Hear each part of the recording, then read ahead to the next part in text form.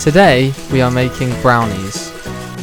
You'll need 100 grams of cake flour, 20 grams of cocoa powder, 120 grams of sugar, 2 eggs,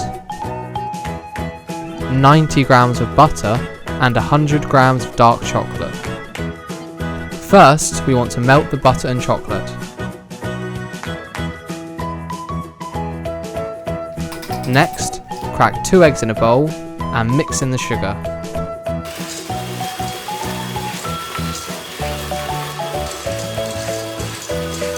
Now, mix in your melted chocolate mixture.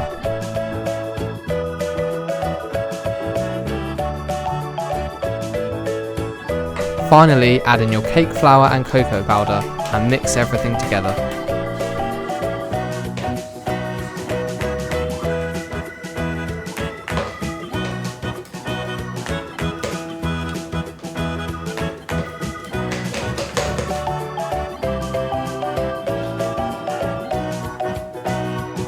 Set your oven to 160 degrees Celsius and bake for 30 minutes.